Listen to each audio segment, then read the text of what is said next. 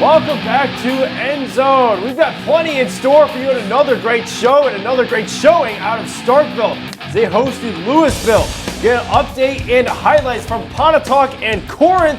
And then, of course, Noxubee County hitting the road against Shannon. Stick around. We've got a great show coming up on EndZone.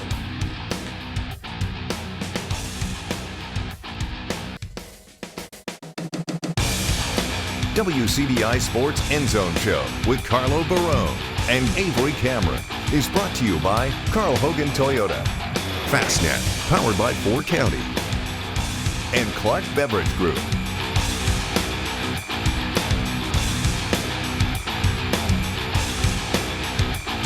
Oh, you missed our 10 o'clock show? That's okay. We are without Avery Cameron tonight, but we have Marcus Hunter back in the saddle again. Cool, Luke Combs, he's back at the desk here doing another show of EndZone. We missed you, Marcus, and thank you for coming back. Hey, no problem. I'm glad to be here. Glad to be a part of the show. I've been getting the juices flowing all night long, getting ready for the show, getting the energy up because, for the sports side, I got to have a little bit more pep. And so I'm ready to go. I think I'm, mellowed out as I've been doing my rapping in here. Yeah, before you guys showed, he was rapping Kendrick Lamar. Let me tell you, it was every syllable, just like we're going to call these highlights. Yes. Every syllable tonight. I hope he calls these highlights like he was just rapping that Kendrick Lamar. I might do a little freestyle while we're out here. We'll see. Hey, you never know at EndZone, and we've got Marcus back, so why not? But we will start with our game of the week between Starkville and Louisville, one of the longest rivalries in the state. That one renewed tonight. The WCBI EndZone Game of the Week, presented by Carl Hogan Toyota. Look at this, folks. This is a 2025 Camry. Wow, let me tell you, look at that red interior. The speakers are going. This thing roars, too. Did it have the backup camera? Oh, Marcus, you name it, it had it. That was a great one. Get yours at Carl Hogan Toyota. And take a look at this game. Starkville and Louisville. 30 miles separate these two schools, and 60 minutes separate this year's bragging rights. Starting in the first, Kingston Johnson, Starkville quarterback, calling his own number, and from a yard out, he's going to score. They go up 7-0 to begin this ball game. After a Louisville interception, Johnson hands to Torian Knox, and he punches in another jacket touchdown. They would go for two on the Philly special. They would be up 15-0 in this one in the first quarter. Fans, plenty to cheer about there, getting cowbells ready for tomorrow's game as well. Louisville trying to respond here. Tristan Edwards going to find Trey Tippett. Wildcats are going to get a first down, and they're moving the chains. But don't look now. Tyron Shorter firing his guys up. Of course, you got to be in this matchup. A few plays later, Zayden Jernigan. Watch this one. Up and over and flips into the end zone for the touchdown. Louisville star running back getting the Wildcats on the board now 15-7. What a play. John Carr certainly not happy with that one. Starkville on offense now. Johnson's going to fire over the middle. Chaden Walker. He's got nothing but green grass ahead of him, and now the end zone. Into the end zone. Starkville, their third touchdown of the first half. They now lead it 22-7. Ensuing Wildcats possession. Edwards going to throw to Jernigan. He's going to catch the ball, but pops it out. The Starkville defense gets a takeaway and a scoop and score another 7 points for the home team. Starkville going up 29-7. Didn't expect that one in this high-intensity rivalry game. But trust me, Louisville's not done yet. Running just about the same play in the scoop and score. And Zane Jernigan's going to break a couple tackles there. Takes this one all the way down the sideline and into the end zone for the Wildcats' second touchdown of the half. They would go into the breakdown 29-16. But Starkville will get the last laugh, and they win their first edition of this rivalry game since 2022 with John Carr's 2-0 home record. The final in this one, 36-16. Big win for the Yellow Jackets, but now we head on over to Pontotoc. Warriors versus Warriors. Pontotoc hosting Corinth. Second half action. Corinth with the lead 7-3 at halftime, but not for long. Pontotoc's Markavian Jones, well, you see right here, he's going to take the opening kickoff of the second half, and he is gone. 86 yards for a touchdown. Nobody's going to catch him, and that would be enough because final score in this one, Pontotoc with the victory over Corinth, 17-14, especially thanks to that big kick return that helped them get the victory. That's going on our top 5 plays of the week. And talking about top 5 wins, we've got a top 5 team in Oxford, in Tupelo. We've got a top 10 team in Oxford. This one was tied 13-13 at the half, but the Golden Wave defend their title, and they moved to 4-0 with a 20-13 win. Good win on the road for Ty Harden and company.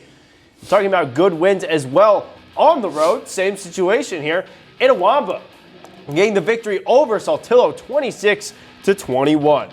Next, we will move to New Albany. They're hosting Caledonia. New Albany. Homecoming night. Caledonia defense going to start us off here. They're going to get the stop early. Not going to go very past the line of scrimmage there. New Albany coaches saying, hey guys, let's get the vibes up here. Drive stalls. New Albany kicks a 15-yard field goal. That one is good, so they now lead it 3-0. Plenty to cheer about when your team's now on the board. A few plays later, New Albany back on offense. Braden Shettles hands to Kylan Knox, and he goes 25 yards uninterrupted all the way to the end zone for the touchdown here.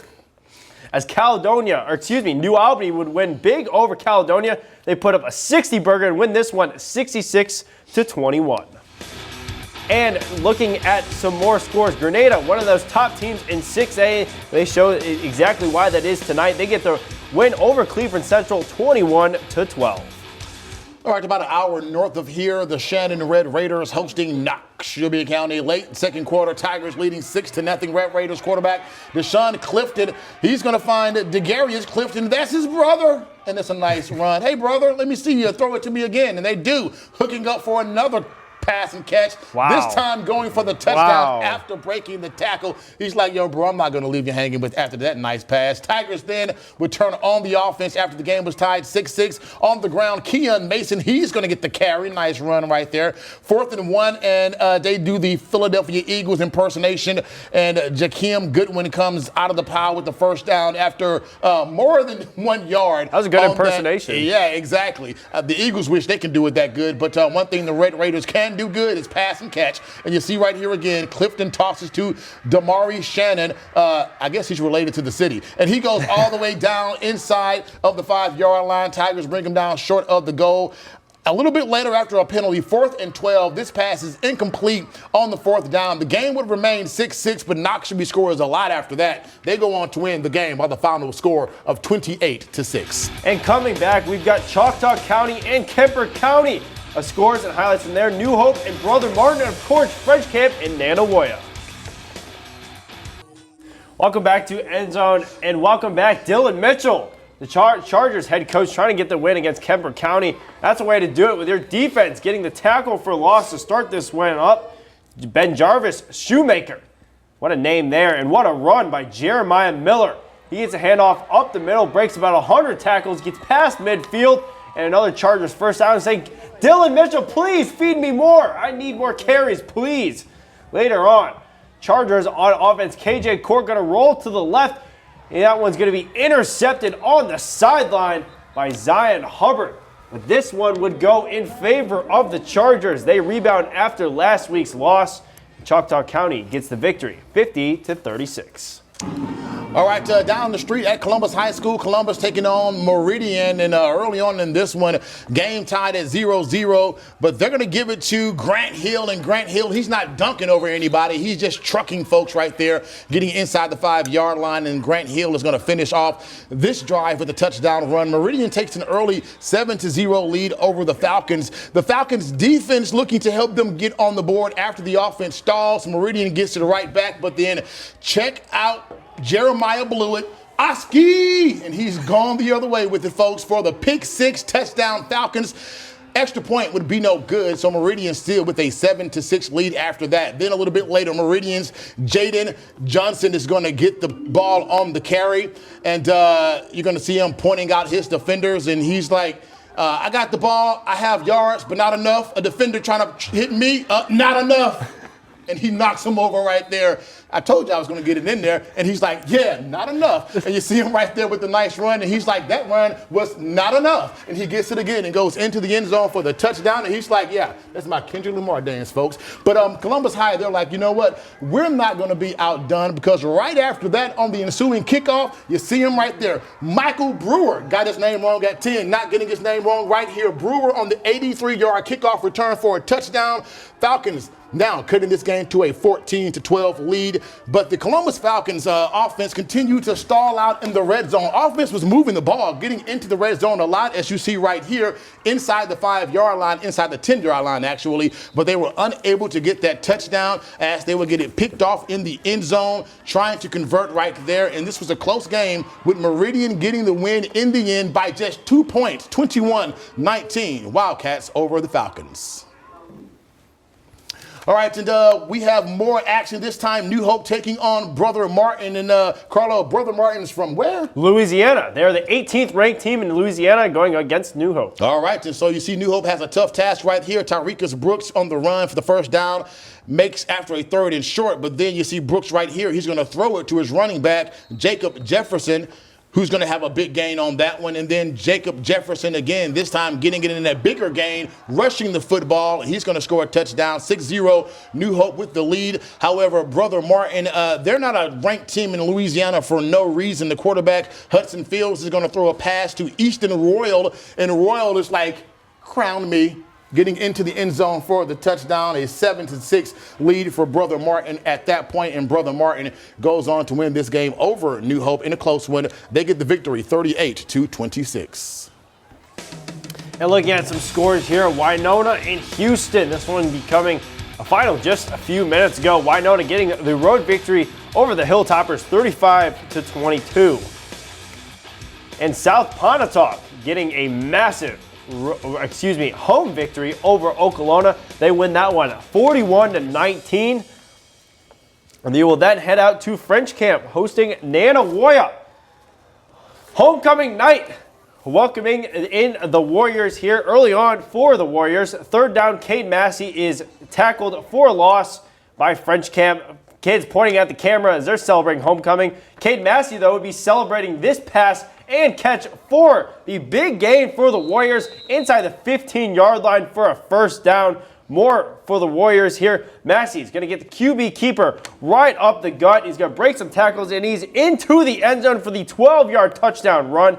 PAT would be good. Nanawoya up 7-0 early. French Camp trying to answer on 3rd down. Ryder Henderson would get it, but not very much. Only a 3-yard gain. That gain would stall, and the Warriors would get the victory over, actually, we don't know the final of this one yet, but I would believe that the Warriors won because of these kind of plays here. But nonetheless, we'll have to update you guys that on a different time. But looking at some time that we have now, Nettleton and Kazooth getting the road victory over Nettleton. That one over a big victory there, 55-26. And then Boonville and Biggersville, the Devils' struggles continue as Biggersville gets the home victory. They win that one by 30, 49-19. And finally, looking at some quick scores here, Aberdeen getting the victory over Amory, 28-9.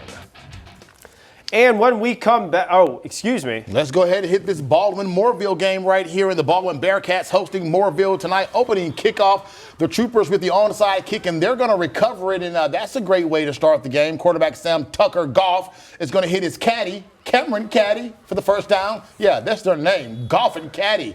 What a combination. The 4th and 2, they would go for it, and this is Kason Mathis, and he's going to get inside the 10-yard line on that one. The Troopers then are going to be forced to go for the field goal, and Jackson Goff, yeah, he can throw it and he can kick it too, apparently. Oh, well, that's Jackson Goff. I guess Tucker Goff's the quarterback. Jackson Goff's the kicker. He nails a 3-yard kick. Hey, 2 brothers on this show. We're going to assume they're brothers. All right, Bearcats a little bit later with the ball, and Calvin Price runs up the middle, but the Bearcats on 3rd in a long situation. Quarterback Watkins tries to find the receiver, but he is sacked, and Baldwin will be forced to punt. Baldwin wins 19-9. And when we come back, we've got an update right down the street from Heritage Academy and Copaya Academy. as well as Pickens County and Brilliant just over the border. Stick around, we've got more highlights and scores and updates on EndZone coming your way. All right, so welcome back into EndZone. We're going to start things off with Heritage and Copiah Academy. And in this football game, Trey Ellis is going to gain the first down on a 3rd and long, breaking some tackles, getting some nice yak on that one. And, yeah, he's a big guy, and he's showing you that he's strong. A little bit later on, Copiah Academy's offense is going to get stopped short of the goal line on 2nd down, and then they're going to keep the ball. They're going to get stopped short of the goal line again on 2nd down, continuing to try to get into the end zone, and they would get stopped again on 3rd down by Heritage's defense. But they would continue to go for it, and they would do so on 4th down. Jack Kitchens is going to score a touchdown before halftime after, I guess that's a stop right there. But Jack Kitchens would go on to score that touchdown and make it a 16-14 game in this football game, and Heritage Academy would go on to squeak out a 1-point win, 30-29 over Copiah Academy. And looking at some Thursday night action here, Eupora in the battle of 2 undefeated teams. Both of them were 3-0 entering Thursday. Water Valley home, but not, or they were home, but now they have their first loss. Eupora getting an impressive 52-28 victory over Water Valley on the road. What a start there for the Eagles. They moved to 4-0. And talking about impressive starts to the season, Hatley, I mean, look at that victory. 44-6 over Ashland. What a victory on the road as well. 2 big road victories for those 2 teams. We'll keep the train rolling here. Hamilton, I mean, look at that. 3 in a row. You just say it and it comes to life here. Hamilton getting the victory over East Union, 30-6 on the road. And then breaking our road streak here, East Webster over Ripley. They're winning that one pretty handily. East Webster wins it 37-13. Got another really close one here. Smithville and Mantachi. Bad Boy Booth defense just surrendering 6 more points than they needed to tonight. As Smithville gets the road victory for Jimmy Young and co. They win that one 28-22. Another Thursday night score. Trent Hammond, shout out him for his offense, putting up a 50-burger at home, making those home fans happy. Tupelo Christian Preparatory School gets the victory over Strayhorn, 51-6. And Noxapater will not be renting any cars anytime soon as they win this one 36-14 over Enterprise. A home victory for Noxapater there. In Calhoun City, this one kind of, I believe, the shocker of the night in my opinion. Calhoun City falling to Senatobia 17-14. The Wildcats at MD Jennings taking their first loss of the season. Talking about not so sweet victories for the Sweet Potato men. Myrtle getting the road victory at Vardaman. They're leaving with plenty of potatoes in that bus. Luke Conley and co. move to 1-0 on this week with a 18-15 win over Vardaman. Now we got to show some Academy schools some love here. Calhoun Academy in a really big, high-scoring affair over Delta Academy. They win that one 58-20. That one is big. Shout out Marcus Davis and co. as they win another one in a row. Columbus Christian getting the victory 66-38. Plenty of scores there and plenty of good victories for them as well. But we'll be right back here on EndZone. We've got plenty more updates, so don't leave us. Stick around. Starting off with our last bit of scores here, Oak Hill Academy and RCA. RCA getting the road victory there in West Point over Oak Hill Academy, 39-24. And Starkville Academy getting the home victory over Bayou Academy, 42-7. Good win for the Volunteers. We're not talking about Tennessee, we're talking about Starkville Academy. And talking about more academies, League Academy getting the road victory in Louisville against Winston Academy. They win that one 41-13. And heading out to Pickens County and Brilliant. We'll see who the Brilliant team is tonight. Pickens County off to the races early here. Quarterback Michael Billups sends to Mikkel, and he takes it all the way down the sideline as he scores, and they go up 7-0 early on with that one. And then Billups back on offense now. Next possession for the Tornadoes. He's going to find Kiah Sullivan for another touchdown 14-0. Pickens, 2 scores, or 2 possessions, 2 scores for the Tornadoes. Another Tornadoes touchdown. It's 3rd and long now for Pickens. Billups looking for somebody and decides to call his own number here, and it looks to figure out pretty well as he goes down the sideline and back into the end zone. 60-yard touchdown run and a 27-0 lead to start the second quarter for Pickens. Tornadoes scored a touchdown on each of its first 4 possessions, and that's kind of how this one was written. All Pickens County in this one, and they win big. Final score, 57-6 over Brilliant. They were the Brilliant team tonight.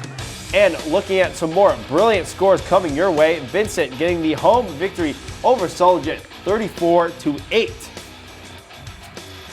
South Lamar and Barry getting the home victory over South Lamar. This one a high-scoring affair. Wow, look at that, 87 points. Defense optional. Yeah, defense. They might have left that defense on the bus there, yeah. But the final score now went 54-33. So talking about these games here, we talked about them during the first end zone. I got to say the shocker of the night was Calhoun City losing, but you want to talk about maybe Columbus and what you kind of saw from them in that tough game to Meridian where they ended up losing. Yeah, the Columbus Falcons, a good game from them from a defensive standpoint. They had that pick 6, and they were able to really hold Meridian at bay a lot on the offensive end. But the Columbus High offense, while they did move the ball some when they were getting into the red zone, unable to capitalize on those red zone trips through 1 interception in the red zone, fumbled in the red zone again in 1 drive, stalled on the 4th down in the red zone. They lose that game by 2 points. So, I know their head coach has been saying that if their star players can step up in those moments, they'll win more of these games. Well, tonight was another example. Again, great effort across the board, but got to clean up some of those mistakes, especially in that red area. And I think the Falcons will be a much better team, especially when they start in district play. And I know Columbus lost, Marcus, but we got to talk about our Fastnet speed play of the night. Easily one of our most impressive plays that we've seen on EndZone this year. We'll have to head out to Columbus for that one. The Fastnet Speed Play, brought to you by Fastnet, powered by 4 County. Fast, affordable internet service from the people you know. All right, Columbus High's defense doing it all in this one. And you see right here, it's going to be Jeremiah Blewett. And Blewett with the interception, the Oski, and the pick 6. And he takes it all the way to the other side for the touchdown for Columbus, their 4th score of the game. And Blewett actually had 2 interceptions in this football game, and Columbus would lose it 21-19. But again, a defensive touchdown and a special teams touchdown, and that accounted for most of the Columbus High points in this football game. So big game by Blewett in a losing efforts. And I will talk about my game of the week with Starkville and Louisville. Starkville getting the victory over Louisville, probably their most impressive victory to date yet, and their best defensive performance at least as well, only allowing 16 to the Wildcats. That offense with Zayden Jernigan, man, they know how to get it going, but it was just the Jackets night tonight on that new field, 2-0 now at home this season. Yeah, that Starkville game, impressive to see them get that big win over Louisville, especially considering what happened to them against West Point. Good to see that defense stepping up, especially against another team that we know is a really good football team, and the Starkville defense came out ready in this one tonight. Yeah, and Louisville kind of looked shocked there after that scoop and score, but they'll be back. Both these teams will be back. They both got big-time matchups next week, and we will be back on EndZone this time next week. See you guys next time. WCBI Sports EndZone Show with Carlo Barone and Avery Cameron is brought to you by Carl Hogan Toyota, Fastnet, powered by 4 County, and Clark Beverage Group.